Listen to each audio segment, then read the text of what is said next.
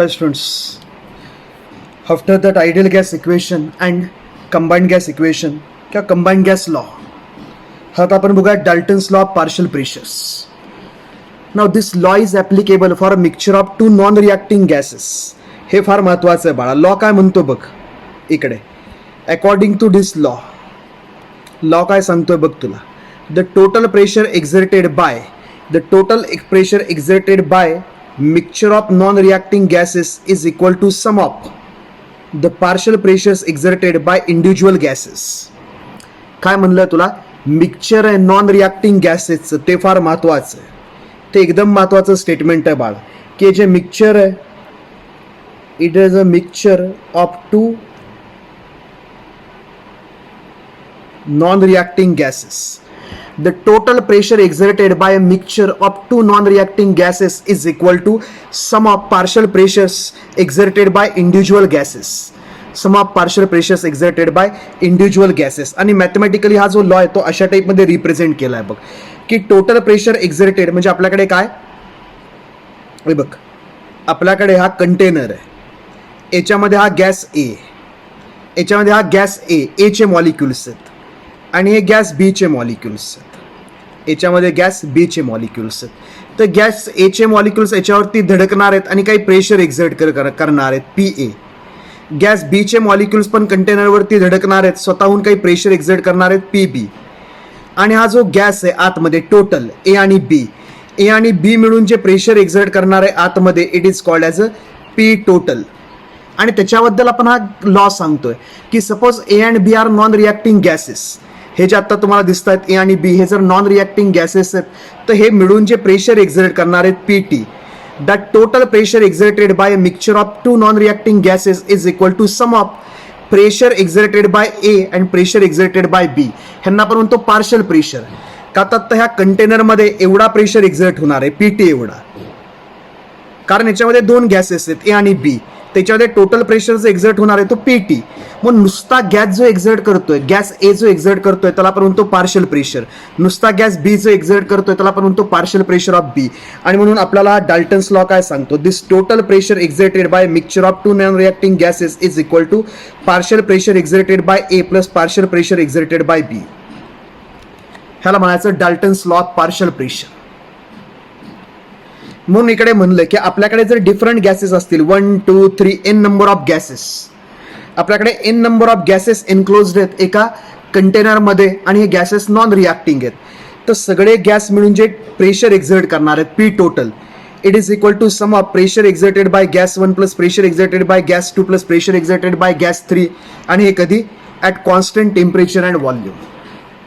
Constant temperature and volume. मग ह्याला आपण म्हणतो Dalton's law of partial pressure. मग तुला खाली ते एक्सप्लेन करून दाखवतो बघ मी की डाल्टन्स लॉ काय. कन्सिडर कर की आपल्याकडे हा एक कंटेनर आहे आणि याच्यामध्ये मी घेतलाय गॅस ए. याच्यामध्ये मी काय घेऊन टाकलाय, एक गॅस ए गॅस. याच्यामध्ये मी एक गॅस घेतलाय ए गॅस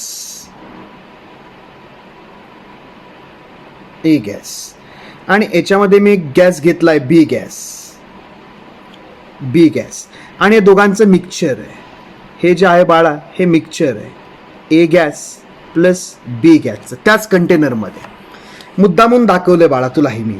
सपोज हा जो कंटेनर आहे तिथंच हा कंटेनर आहे, तोच हा कंटेनर आहे, सगळीकडे कंटेनर सेम आहे बाळा.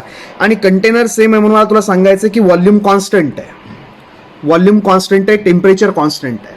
आता बघ सिच्युएशन काय, याच्यामध्ये मी फक्त गॅस एच घेतला, ह्या कंटेनरमध्ये मी फक्त गॅस एच घेतला, तर गॅस एचे मोल्स किती आहेत N1. त्यावेळेस गॅस ए किती प्रेशर एक्झर्ट करतो P1. N1 is moles of gas A, P1 is pressure exerted by gas A, V is the volume of container and T is the temperature. ह्या दोन गोष्टी constant आहेत. ह्या दोन गोष्टी काय आहेत,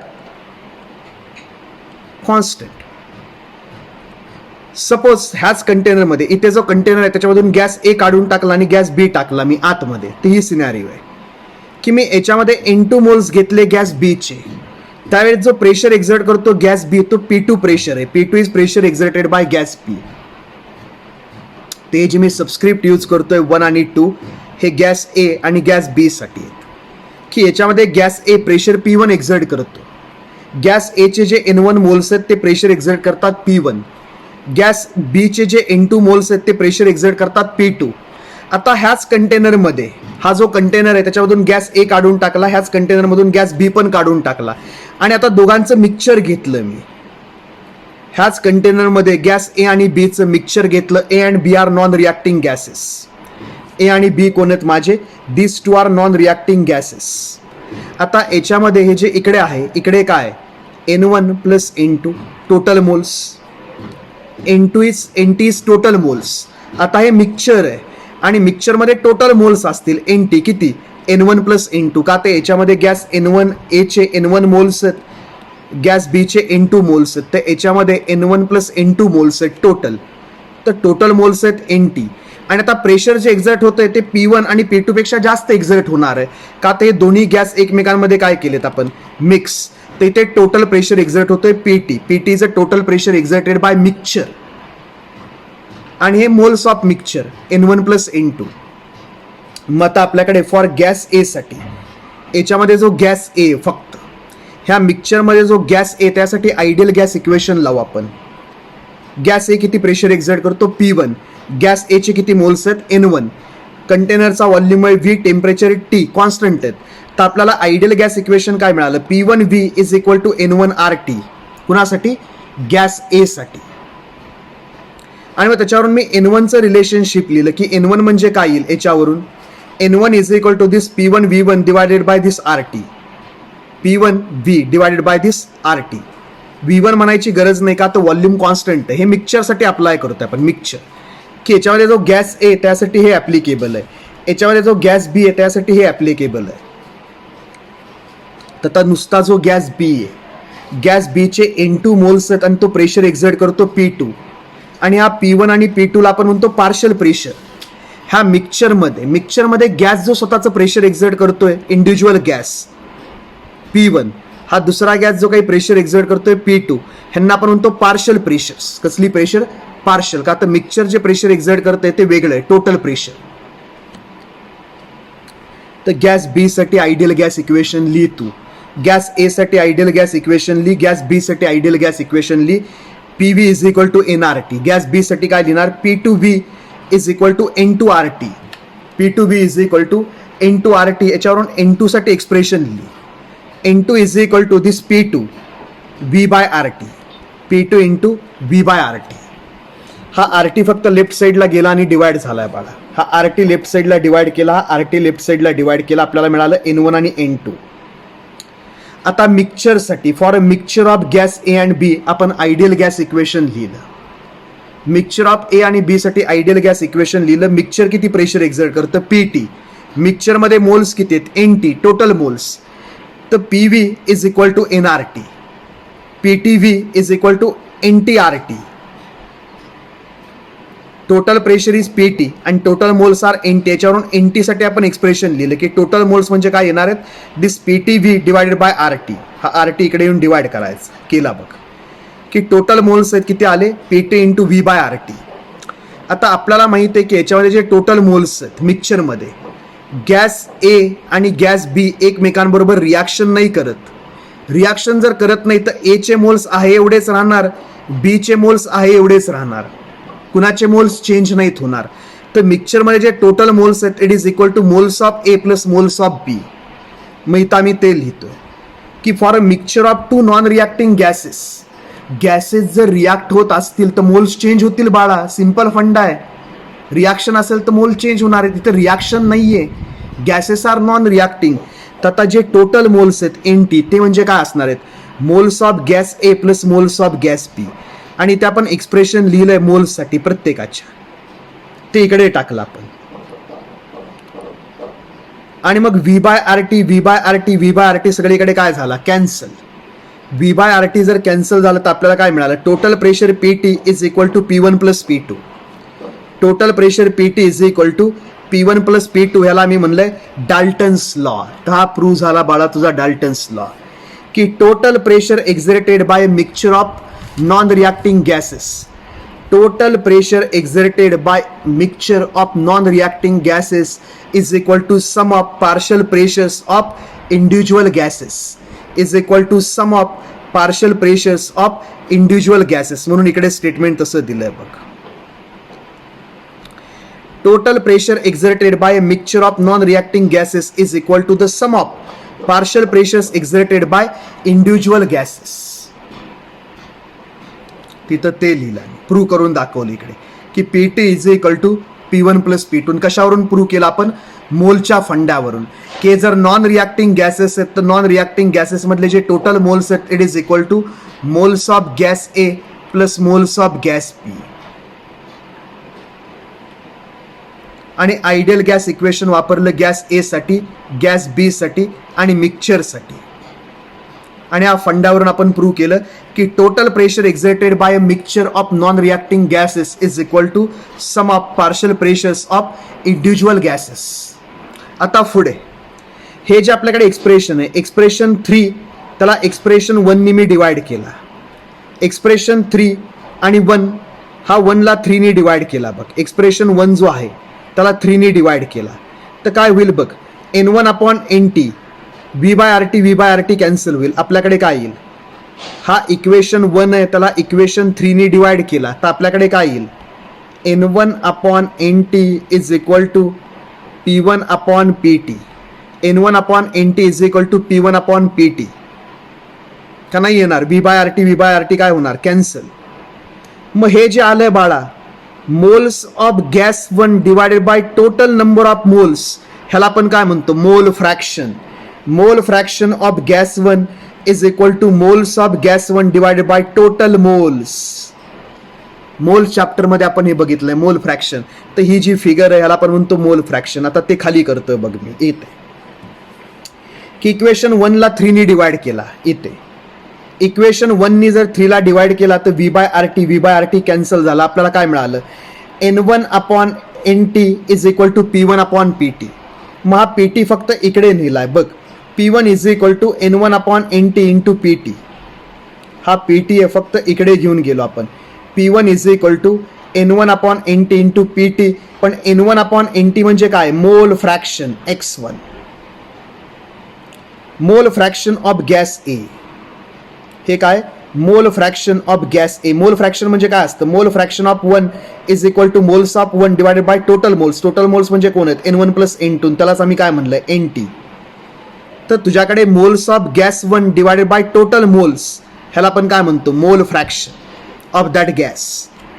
moles of another gas divided by total moles is equal to mole fraction of that another gas X2. मग तसंच आपण इकडे इक्वेशन 2/3 केलाय. हे दोन इक्वेशन डिवाइड केले 2/3. तर V by R T cancel. आपल्याला काय मिळालं? N2 upon NT is equal to P2 upon PT. मग N2 अपॉन NT म्हणजेच काय? Mole fraction X2 is equal to P2 upon PT.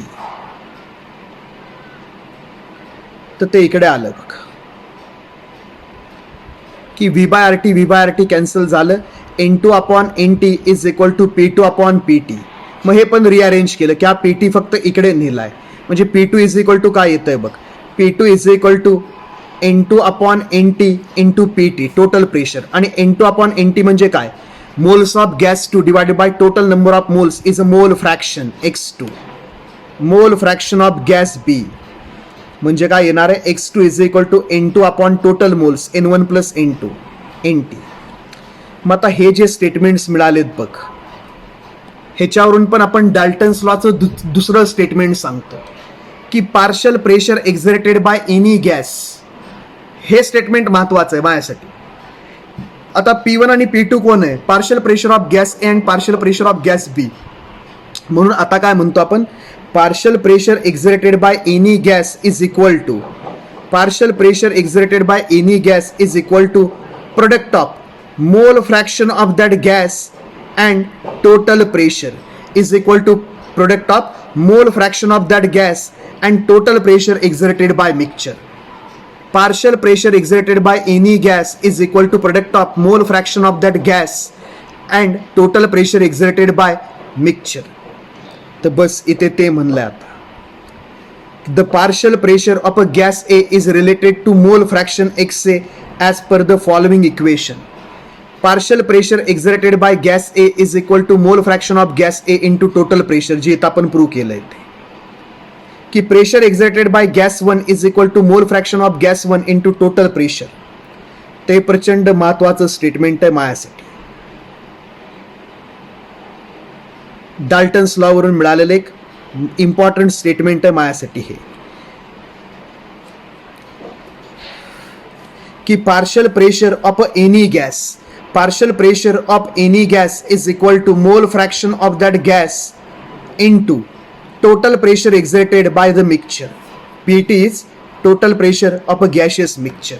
तर ह्याला पण आपण म्हणतो डाल्टन्स लॉ. हा पण कोण आहे? Dalton's law. महत्वाचं स्टेटमेंट आहे बाळा, की ज्यास आपल्याकडे मिक्सचर असेल ए आणि beach,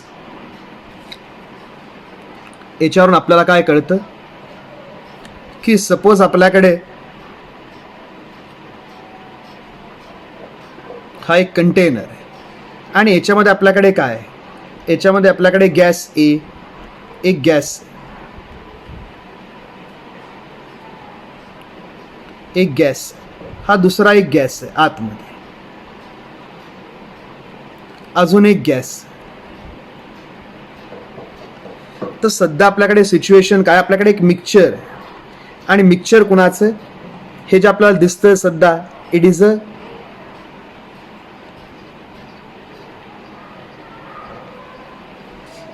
mixture of gases A, B and C. 3 गॅसेसचं मिक्सचर आहे ए, बी, सी. आता हे सगळे गॅस मिळून काही प्रेशर एक्झर्ट करत असतील, सगळे गॅस मिळून काही प्रेशर एक्झर्ट करत असतील, त्याला आपण म्हणणार आहे पीटी, टोटल प्रेशर. पीटी म्हणजे कोण आहे? हा PT is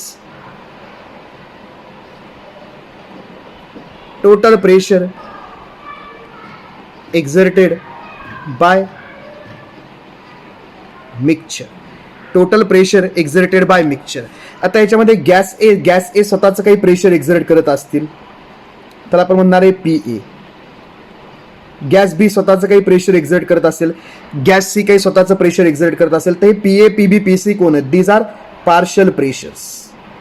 these are partial pressures of gas A, B and C respectively. These are partial pressure, individual pressures of gases.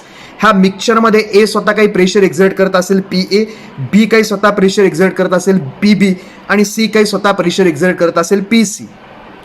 आता हे जे मिक्सचर आहे याच्यामध्ये प्रत्येकाचे काही मोल्स असतील, N A, N B and N C. हे म्हणजे कोण आहे? These are moles of gases A, B and C respectively.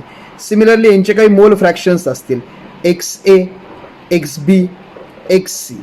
These are mole fractions. Mole fractions of gases A, B and C respectively. मग आम्हाला काय माहिती आहे? मोल फ्रॅक्शनचे आम्हाला एक्सप्रेशन्स माहिती आहेत, की मोल फ्रॅक्शन ऑफ गॅस ए. मोल फ्रॅक्शन ऑफ गॅस ए म्हणजे काय? Moles of gas A divided by total moles, N A plus N B plus N C. Mole fraction of gas B म्हणजे काय? Mole fraction of gas B is the ratio of moles of B divided by total moles, moles of A plus moles of B plus moles of C. आणि mole fraction of C म्हणजे काय? Mole fraction of C is the ratio of moles of C divided by total moles, moles of A plus moles of B plus moles of C. हे mole fraction. तर Dalton's law आम्हाला काय सांगतो बाळा? According to Dalton's law, total pressure exerted by gaseous mixture is equal to partial pressure of gas A plus partial pressure of gas B plus partial pressure of gas C. हे आपल्याकडे कोण आहे? Dalton's law of partial pressure. की इथं जे काही pressure exert होत आहे PT, it is equal to pressure exerted by gas A plus pressure exerted by gas B plus pressure exerted by gas C. These are called as partial pressures. The total pressure of a mixture of non reacting gases is equal to sum of partial pressures of individual gases. Partial pressures of individual gases. आणि अजून आमच्याकडे एक relationship काय आत्ताच derive केलेलं आम्ही की partial pressure of any gas, partial pressure of any gas is equal to mole fraction of that gas into total pressure. Partial pressure of gas B is equal to mole fraction of gas B into total pressure. आणि अजून एक expression आमच्याकडे काय, partial pressure of gas C is equal to mole fraction of gas C into total pressure.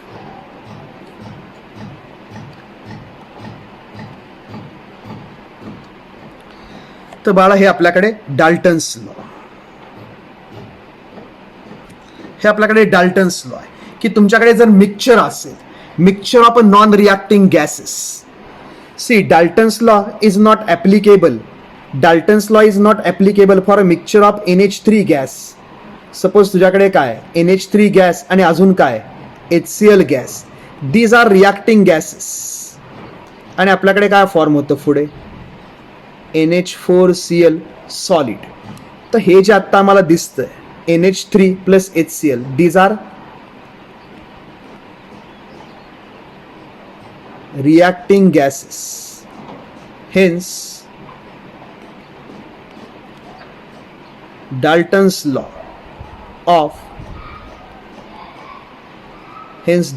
law of partial pressure is not applicable to mixture of NH3 and HCl. Hence Dalton's law is not applicable for this mixture. म्हणजे आपला जर एखाद्याने mixture दिलं NH3चं आणि HClचं, तर ह्या मिक्सचरला Dalton's law applicable होत नाही बाळा. का, त्या मिक्सचरमध्ये काय, ह्या मिक्सचरमध्ये रिॲक्शन होणार आहे आणि मोल्स चेंज होणार आहेत. बघ ना, आपण याचा घेतला 1 मोल, याचा घेतला 1 मोल, तर हे दोन्ही 1-1 मोल रिॲक्ट करणार आणि पुढे काय फॉर्म होणार 1 मोल ऑफ NH4Cl. म्हणजे आतमध्ये गॅसचे मोल्स चेंज होणार, गॅसचे मोल चेंज झाले की प्रेशर चेंज होणार. मग हा लॉ ॲप्लिकेबल होत नाही टू द रिॲक्टिंग गॅसेस. म्हणून सगळ्यात महत्वाचं काय म्हणलं आपण इकडे डाल्टन्स लॉ मध्ये, the total pressure exerted by a mixture of non reacting gases. Underline केली आपण नॉन रिॲक्टिंग गॅसेस की गॅसेसमध्ये रिॲक्शन नको व्हायला. तर हे सगळं ॲप्लिकेबल केलंस, आहे नोट डाऊन करतोस तेव्हा नोट डाऊन करायचं, लिहायचं. हे बघ सगळ्यात महत्वाची गोष्ट लक्षात ठेव. मग कुणाचे पण व्हिडिओ बघ, माझे बघ, दुसऱ्याचे बघ, व्हिडिओ बघून आपल्याला काही MCQ वगैरे सुटणार नाही की आपल्याला लिहिता पण येणार नाही क्वेश्चनचं आन्सर एक्झाममध्ये. तुला प्रॅक्टिस करावी लागेल, तुला हे सगळं लिहावं लागेल. जे समोर चालू आहे स्क्रीनवर ते तुला लिहून काढावं लागेल, त्यावेळेस तुला एक्झाममध्ये हे लिहिता येईल, त्यावेळेस तुला हे अप्लाय करता येईल, त्यावेळेस तुला ते MCQ सुटतील पुढे. तर नुसतं बघू नको, हे जे मी सगळं केलंय हे तू लिही. चित्र असू दे बाबा, चित्र तुला नाही काढायचं, पण हे तर लिही ना की गॅस ए साठी काय लिहू शकतोस तो ideal gas equation, gas B साठी काय लिहू शकतोस, मिक्सचरसाठी काय लिहू शकतोस, मग याच्यावरून आम्हाला काय काय मिळतं हे सगळं लिही ना. हे आत्ता मी इथं केलेलं हे तुला कळलं पाहिजे, हे तू लिहिलं पाहिजे, हे तू यासाठी चालू आहे. मला तर माहिती आहे की Dalton's law of partial pressure काय वगैरे ह्या होत्या. तिकडे एक डाल्टन्स लॉ ऑफ पार्शियल प्रेशरवरती एक्झाम्पल आहे बघ, a neon dioxygen mixture. आता मिक्सचर कोणाचं आहे, निऑन आणि डाय ऑक्सिजन म्हणजे O2. आता हे नॉन रिॲक्टिंग आहे, एक तर आपल्याला माहितीच आहे नोबल गॅस आणि ऑक्सिजन. तर हे कसले गॅसेस आहेत, non reacting. Non reacting gases आहेत, तर यांच्यासाठी डाल्टन्स लॉ काय ॲप्लिकेबल आहे, याच्यासाठी डाल्टन्स लॉ ॲप्लिकेबल आहे. चल मी इथून काय करतो, काय म्हणलंय बघ, a neon dioxygen mixture contains 70.6 gram of dioxygen. म्हणजे तुला मास ऑफ ऑक्सिजन दिलंय, याच्यामध्ये तुला काय काय दिलंय बघ, तुला काय दिलंय मास of oxygen. Mass of oxygen किती दिलंय 70.6 ग्रॅम. आता तुला मोलर मास माहिती आहे O2चं, molar mass of O2 is equal to 2 into mass of each oxygen, 2 into 16. मग तुला मोलर मास माहिती आहे की O2चं मोलर मास किती असतं 32 ग्रॅम्स पर मोल, 32 ग्रॅम्स पर मोल, 32 ग्रॅम्स पर मोल. मग याच्यावरून तू बरं जाऊ दे, ते पुढे बघू. मिक्सचर कोणाचं दिलंय बघ, a neon dioxygen mixture of 70.6 gram of dioxygen and 167.5 gram of neon. आणि आपल्याकडे अजून काय दिलाय, निऑन दिलाय. तर निऑनचं मास किती दिलंय त्यांनी, 167.5 ग्रॅम ऑफ निऑन. आणि निऑनचं मोलर मास पाळा, निऑनचं मोलर मास असतं 20 ग्रॅम पर मोल. मग तुला मोल जर माहीत नसतील तर तू गॅशियस स्टेटमध्ये काही करू शकत नाही. गॅशियस स्टेटमध्ये सोड, तू केमिस्ट्रीमध्येच काही करू शकत नाही. म्हणून महत्वाचं. तर आता काय म्हणलंय बघ, a neon dioxygen mixture contains 70.6 gram of dioxygen and 167.5 gram of neon. तर मिक्सचर कुणाचं आहे, निऑनचं आणि ऑक्सिजनचं. आणि ह्या दोघांचे काय दिलेत तुम्हाला, मासेस. ह्या दोघांचे मासेस दिले असतील तर तुम्हालाच ह्या दोघांचं काय माहीत असणार आहेत, मोलर मासेस. मग याच्यावरून तुम्ही दोघांचे काय काढू शकता, moles. Moles is equal to mass divided by molar mass. तर तू ह्या इन्फॉर्मेशनवरून ऑक्सिजनचे मोल्स काढू शकतो, ह्या इन्फॉर्मेशनवरून निऑनचे मोल्स काढू शकतो. Mass divided by molar mass, mass divided by molar mass. Okay.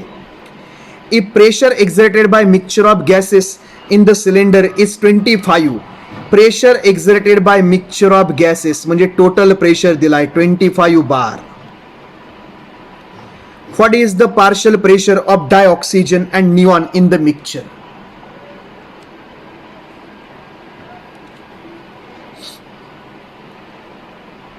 आलं तुझ्या लक्षात सगळं.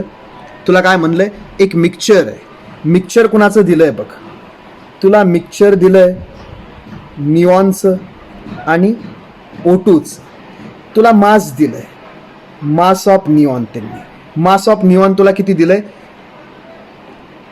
167.5. मास ऑफ निऑन तुला दिलाय 167.5. आता निऑन आहे ते निऑनचं जे काही ॲटॉमिक मास आहे इट इज इक्वल टू 20. निऑनचा ॲटॉमिक मास 20 आहे. मग निऑनचा ॲटॉमिक मास जर 20 असेल तर तुला मोलर मास मिळालं निऑनचं, की molar mass of neon, atomic मासलाच ग्रॅम लावायचं, 20 ग्रॅम्स पर मोल. आणि हे मास दिलंय. O2चं पण मास दिलंय बघ इकडे 70.6 ग्रॅम. O2 जो आहे त्याचं तुला मास दिलंय की मास ऑफ O2 इज 70.6 ग्रॅम. आणि तुला ऑक्सिजन माहिती आहे की ऑक्सिजन आहे तर ऑक्सिजनचा ॲटॉमिक मास किती असतं, 16. मग तुला जर मोलर मास काढायचा असेल O2चं तर 16 ग्रॅम्स नाही बाळा, 2 ऑक्सिजन आहेत. 2 into mass of each oxygen, 2 into 16. तर मोलर मास किती आलं, 32 ग्रॅम्स पर मोल. तुम्ही म्हणाल मोलर मास कशासाठी काढतोय का, तर हे जे 2 गॅसेस तुला दिलेत यांचं टोटल प्रेशर त्यांनी दिलंय की हे 2 गॅस जे आहे हे दोघंही मिळून टोटल प्रेशर किती एक्झर्ट करतात. Total pressure exerted by mixture of these 2 gases is 25 bar. Pressure exerted by these gases is 25 bar. What is the partial pressure of dioxygen and neon. आणि तुला काय विचारलंय, तुला विचारलंय पार्शियल प्रेशर किती, तुला विचारलंय partial pressure of O2 हे किती, तुला विचारलंय partial pressure of neon हे किती. मग आमच्याकडे डाल्टन्स लॉ आहे रे बाळा. डाल्टन्स लॉ आम्हाला काय सांगतो, partial pressure exerted by O2 is equal to mole fraction of O2 into total pressure. आणि मोल फ्रॅक्शन ऑफ O2 म्हणजे काय, mole fraction of O2 is equal to moles of O2 divided by total moles. आणि total moles म्हणजे कोण, moles of O2 plus moles of neon. म्हणजे बघ तुला जर O2चे मोल्स मिळाले, निऑनचे मोल्स मिळाले तर तू काय काढू शकतो, मोल फ्रॅक्शन ऑफ O2. आणि मोल फ्रॅक्शन ऑफ O2 मिळाला की तू काय काढू शकतो, पार्शियल प्रेशर ऑफ ऑक्सिजन. का तर पेटी त्यांनी तुला देऊन ठेवलाय वरती. आणि म्हणून मी हे मोलर मासेस घेतलेत का तर आता मला दोघांचे मोल्स मिळतील, moles divided by molar mass, moles divided by molar मास. आणि एक्झॅक्टली सिमिलर मी अजून लावू शकतो काय, निऑनसाठी, की partial pressure of neon is equal to mole fraction of neon into total pressure. म्हणजे काय, मोल फ्रॅक्शन ऑफ निऑन म्हणजे काय असणार आहेत, moles of neon divided by total moles. आणि टोटल मोल्स म्हणजे कोण, moles of O2 plus moles of neon. मग आपल्याला फक्त काय काढायचे होते बाळा, मोल्स. याच्यामध्ये सगळ्यांमध्ये अननोन काय, सगळं दिलंय फक्त मोल्स अननोन आहेत. Moles of O2 is equal to mass of O2 divided by molar mass of O2 आणि moles of neon is equal to mass of neon divided by molar mass of neon. आणि तो एक जरी pressure काढून घेतला तरी आपण दुसऱ्याचं प्रेशर काढू शकतो का? आता आपल्याला काय माहिती आहे, total pressure is equal to partial pressure of O2 plus partial pressure of neon. तर त्याच्यावरून तू फक्त PO2 जरी काढला तरी पण तुला काय मिळेल, प्रेशर ऑफ निऑन, का तर PT आधीच देऊन ठेवलाय 25. मग बस मी इथं काय काढून घेतलंय, मोल्स काढून घेतलेत बघ.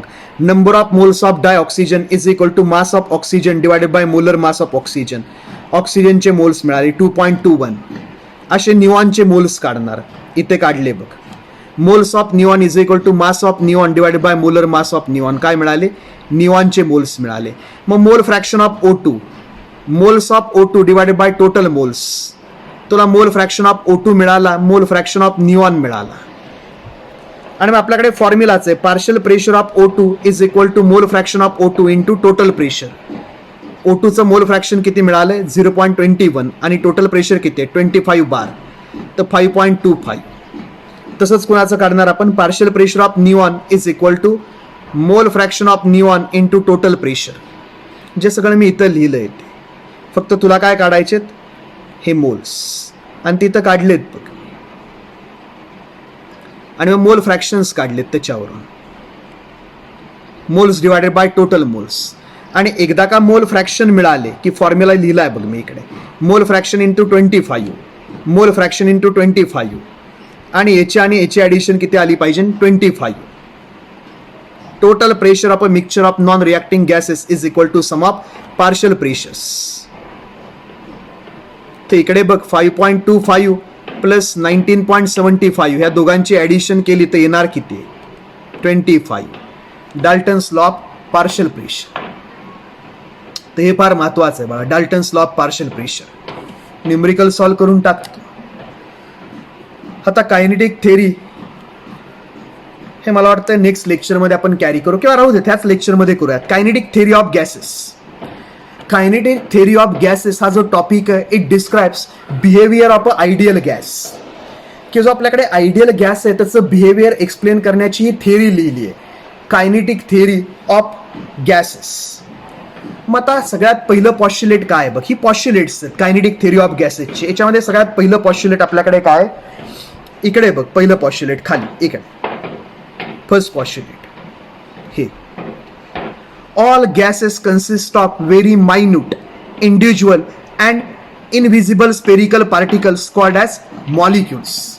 म्हणजे ह्यांनी काय म्हणलंय की particles of gases are tiny particles, very small particles. All the gases are consist of very tiny particles. Those particles are called as molecules. एकदम छोट्या लँग्वेज मध्ये, सिंपल लँग्वेज मध्ये सांगायचं झालं तर काय म्हणणार आहे आपण, all gases are consisting of tiny particles. All gases are consist of tiny particles, those are called as molecules. बस दॅट्स इट, पहिलं पॉस्ट्युलेट. पुढे आता काय म्हणतो बघ आपण, the intermolecular space between these molecules at ordinary temperature is very large. म्हणजे ज्यावेळेस आपल्याकडे एखाद्या कंटेनरमध्ये गॅस आहे, त्यावेळेस हे जे इंडिव्हिज्युअल मॉलिक्युल्स आहेत गॅसचे, हे एकमेकांपासून एवढे लांब आहेत. ते इथं लिहिलंय बघ, the intermolecular space between these molecules, the intermolecular space between these molecules at ordinary temperature is very large. Hence they are highly compressible at ordinary temperature. Gaseous molecules आहेत ते एकमेकांपासून काय असतात, लांब असतात, आणि लांब असल्यामुळे यांच्यामध्ये काय असतात, एम्प्टी स्पेसेस. म्हणून तर आम्ही ज्यावेळेस गॅसवरती प्रेशर अप्लाय करतो त्यावेळेस गॅस काय होतो, कॉम्प्रेस. तर कायनेटिक थेरी ऑफ गॅसेस हेच आपल्याला सांगतं की गॅस कॉम्प्रेस का होतात, गॅस एक्सपांड का होतो, गॅस प्रेशर का एक्झर्ट करतो. तर हे जे काही बिहेवियर आहे गॅसचं, it is explain on the basis of these postulates. तर सगळ्यात पहिलं पॉस्ट्युलेट आम्हाला काय सांगतं की all gases are made up of tiny particles, those are called as molecules. All gases are made up of tiny particles, those are called as molecules. at ordinary temperature distance between these molecules is very large, hence gases are highly compressible. At ordinary temperature the empty spaces between molecules of gases is more, and that's why gases are highly compressible. म्हणून gases काय आहेत? Highly compressible. आता पुढे पॉस्ट्युलेट बघ काय. The collisions of gaseous molecules to the wall of the container is responsible for gaseous pressure. त्याच्या आधी एक पॉस्ट्युलेट आहे बघ. त्याच्या आधीचं एक पॉस्ट्युलेट आहे आपल्याकडे, इथे लिहितो मी. त्याच्या आधीचं काय पॉस्ट्युलेट आहे?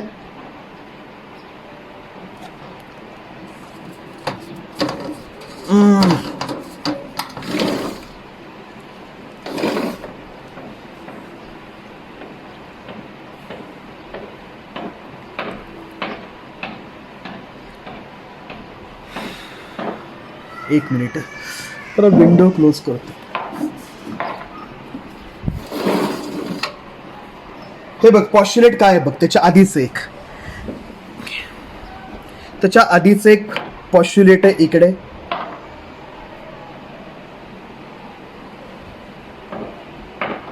molecules of gases are continuously, किंवा काय बरं स्टेटमेंट आहे, molecules of gases are, molecules of gases are in a random motion. अजून एक असतं बघ.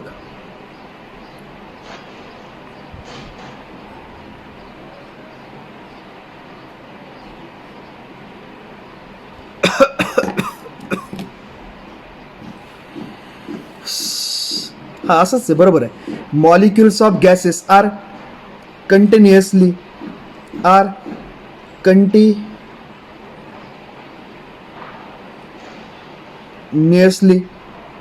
In a random motion. एकदम correct.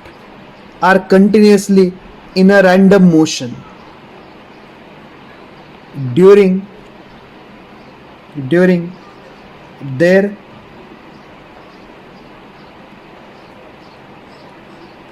random motion they travel in a straight line.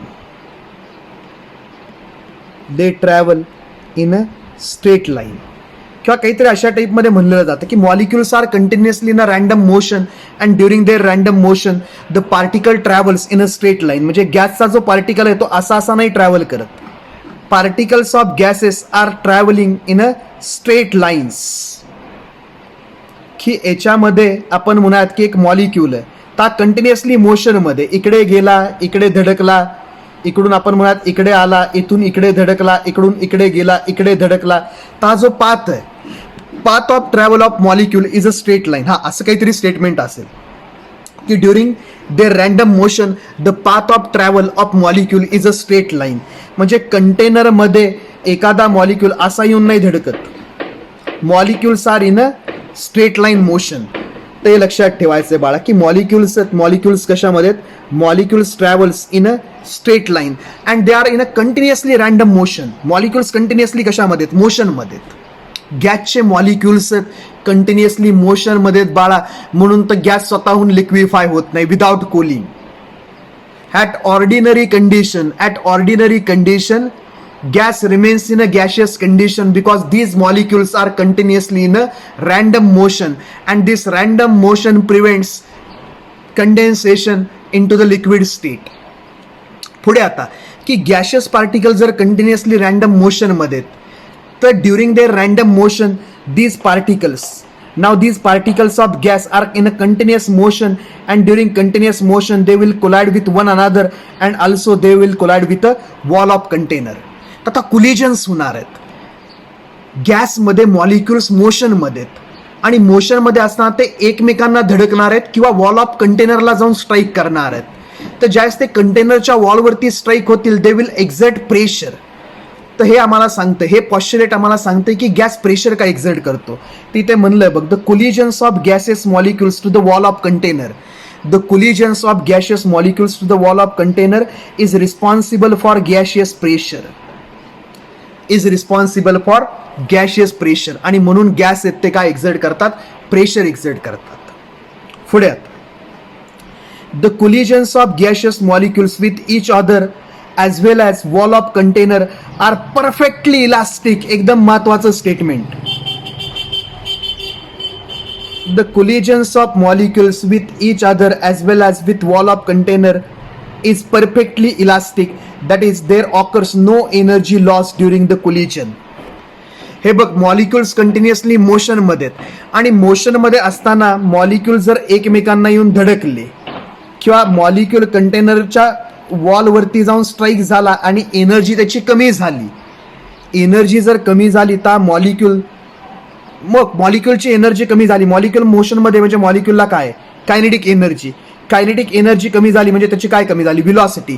Velocity कमी होऊन जर जो एनर्जी जर त्याची लॉस व्हायला लागली कंटिन्युअस कोलिजनमध्ये, तर सगळ्याच्या सगळा गॅस आहे तो थोड्या वेळानंतर काय होईल? रेस्टला येईल आणि लिक्विफाय होईल. तर जो गॅस आहे तो लिक्विफाय होत नाही आणि as long as the gas is kept in a close container it एक्झर्ट्स equal pressure in all direction. ह्याच्यामध्ये जर मी एखादा गॅस इनक्लोज केला तर हा गॅस जोपर्यंत हे पार्टिकल्स आतमध्ये आहेत तोपर्यंत गॅस एक प्रेशर एक्झर्ट करतो, fixed pressure, as long as temperature remains constant. एक fixed amount of pressure exert करतो. मग हे प्रेशर चेंज का होत नाही? का तर आपण म्हणतोय आतमध्ये मॉलिक्युल ह्याला येऊन धडकले तरी पण एनर्जी लॉस नाही होत. एनर्जी जर कमी झाली असती तर नंतर हा पार्टिकल परत पुढे कमी एनर्जीने जाऊन कोलाइड होणार आणि कमी एनर्जीने जर कोलाइड झाला तर प्रेशर काय होणार? डिक्रीज. पण असं होत नाही. कंटेनरमध्ये जो प्रेशर आहे तो युनिफॉर्मली एक्झर्ट होतो सगळ्या वॉलवरती आणि त्याची व्हॅल्यू कॉन्स्टंट राहते as long as volume and temperature and number of moles of gas are constant. मग हे का होतं? तर ते एक्सप्लेन करण्यासाठी आम्ही सांगतो की molecular collisions are perfectly elastic. म्हणजे ज्यावेळेस दोन मॉलिक्युल एकमेकांना जाऊन कोलाइड होतात त्यावेळेस there is no loss in energy. ज्यावेळेस मॉलिक्युल जाऊन वॉल ऑफ कंटेनरवरती कोलाइड होतो there is no loss in energy. तर एकदम महत्वाचं स्टेटमेंट. Assumption आहे बाळा. The collisions of gaseous molecules with each other as well as to the wall of container is perfectly elastic. That is, there occurs no energy loss during the collision. पुढे आता. Gaseous molecules are mere massive particles having negligible volume. Hence, actual volume of the gas molecules is negligible compared to volume occupied by the gas. एकदम महत्वाचं बाळा. The actual volume of the gaseous molecules is negligible compared to volume of the container. म्हणजे gas जेवढा volume occupy करतो, ए बघ gas आहे, gas सगळीकडे काय होणार आहे? स्प्रेड होणार आहे. गॅस आहे सगळीकडे स्प्रेड होणार आहे आणि तो जेवढा व्हॉल्यूम ऑक्युपाय करतोय त्या व्हॉल्यूमच्या कंपॅरिझन मध्ये actual volume of the gas molecules is negligible. म्हणजे सांगायचं काय आहे बघ, सांगायचं काय बघ मला की सपोज हा कंटेनर आहे एक, हा कंटेनर आहे व्हॉल्यूम व्हीचा आणि याच्यामध्ये मी 5 मॉलिक्युल्स सोडले गॅसचे. तर आता हे 5 मॉलिक्युल्स हा जो टोटल व्हॉल्यूम आहे तो काय करणार आहेत? ऑक्युपाय करणार आहेत. पण compare to this volume V, compare to this volume V actual volume म्हणजे जे 5 मॉलिक्युल्स आहेत गॅसचे ह्यांचा जर ऍक्च्युअल व्हॉल्यूम आपण कॅल्क्युलेट केला तर हा व्ही पेक्षा काय असेल? तो निग्लिजिबल. बघ कम्पेअर टू दिस कंटेनर, ह्या कंटेनरमध्ये ते सगळे मी गॅशियस मॉलिक्युल्स एकमेकांच्या जवळ आणून ठेवले. फर्स्ट मॉलिक्युल, दुसरा मॉलिक्युल, तिसरा मॉलिक्युल आणि 4 आणि 5. तर आता compare to volume of gas, हा गॅसचा व्हॉल्यूम आहे, हा टोटल व्हॉल्यूम ते ऑक्युपाय करतात. Actual volume of gas molecules काय? एवढाच. Actual volume of gas molecules may compared to volume of container, compared to volume occupied by gas, actual volume of gas molecules is negligible and hence gases are highly compressible बाळा.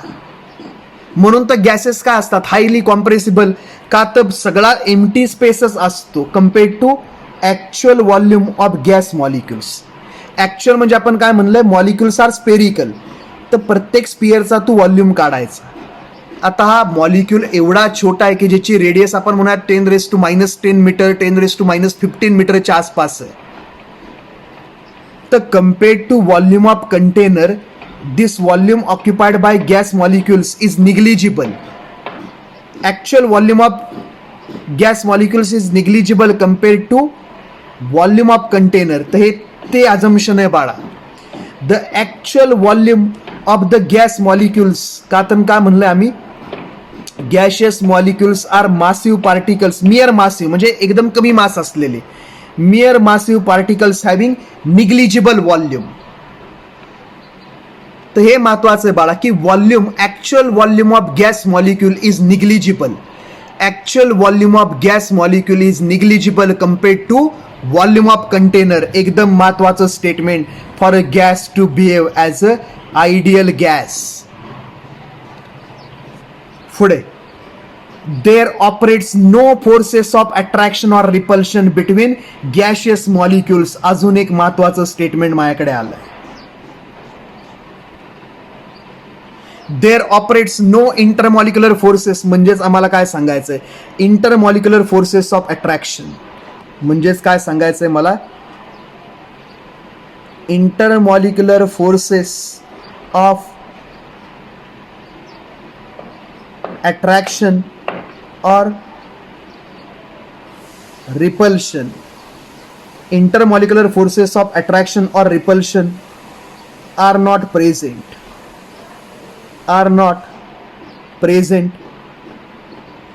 between molecules of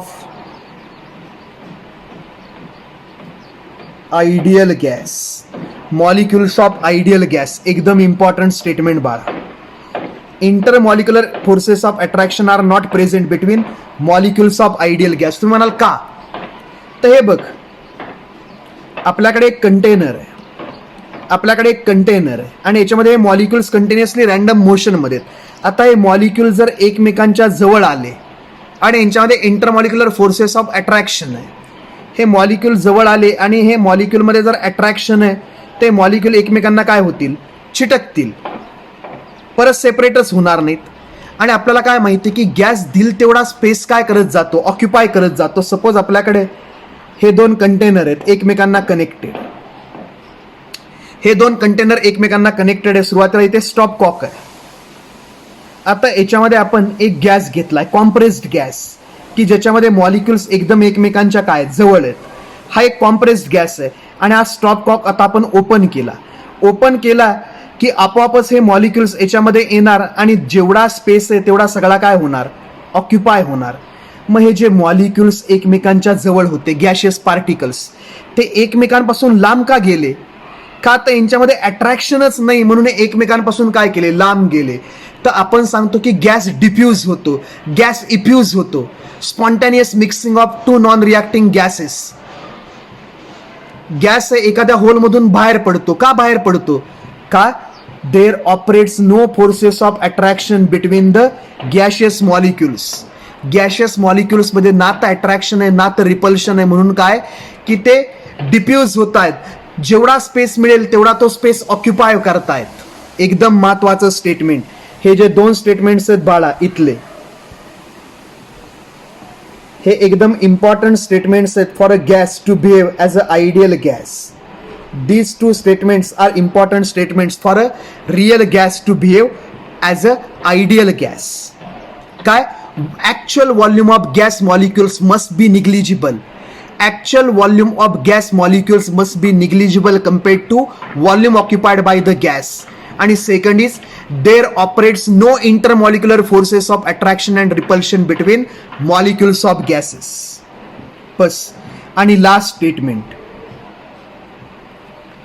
statement, the average kinetic energy of gaseous molecule depends upon the absolute temperature. तर सगळ्यात महत्वाचा statement आम्हाला इथून एक मिळतो की kinetic energy, average kinetic energy of a gas, average kinetic energy of a molecule is directly proportional to absolute temperature. Kinetic theory of gases वरून आपण एक रिलेशनशिप प्रूव्ह करतो. Kinetic energy, average kinetic energy is equal to 3/2 kT, where K is Boltzmann constant. K असतो आपल्याकडे, K is equal to R by Na. This K is Boltzmann constant, which is equal to gas constant R divided by Na, Avogadro number. आणि हा जो K, it is called as Boltzmann constant. Boltzmann constant. It is called as Boltzmann constant. तर kinetic theory of gases वरून आपण एक relationship derive करतो आणि त्या रिलेशनशिप वरून आपल्याला काय कळतं की this kinetic energy is directly proportional to absolute temperature. तिथं लिहिलंय बघ, average kinetic energy of a gaseous molecule depends upon absolute temperature and is directly proportional to absolute temperature. Kinetic energy of a gas is directly proportional to absolute temperature. K is directly proportional to absolute temperature. एकदम important statement आहे. Gas कुठला पण असू देत, as long as the temperature of gas is constant. Gas कुठला पण असू देत, as long as the temperature of gas is constant, kinetic energy is same. म्हणजे माझ्याकडे एक गॅस आहे निऑन, माझ्याकडे एक गॅस आहे आर्गॉन, आणि हा गॅस आहे, याचं टेम्परेचर आहे 373 केल्विन. हा गॅस आहे, याचं पण टेम्परेचर आहे 373 केल्विन. दोघांचं टेम्परेचर जर सेम आहे तर दोघांच्या मॉलिक्यूलची ॲव्हरेज कायनेटिक एनर्जी सेम असणार. Average kinetic energy of neon is same as average kinetic energy of argon. Average, आता तुम्ही म्हणाल ॲव्हरेज वगैरे म्हणजे काय असतात, तर हे पुढं डिटेलमध्ये एक मोकळा फंड आहे. ज्यावेळेस वेळ मिळेल त्यावेळेस त्याच्याविषयी आपण चर्चा करू, आत्ता नाही. आत्ता फक्त हे एक्सप्रेशन लक्षात ठेव की kinetic energy of a gas is directly proportional to its absolute temperature. ते होतं आपल्याकडे कायनेटिक थिअरी ऑफ गॅसेस. याच्या पॉश्युलेट्सवरती एमसीक्यू पण येतात आणि आपल्याला एक्झाममध्ये लिहायला पण येतं की write any 4 postulates of kinetic theory of gases.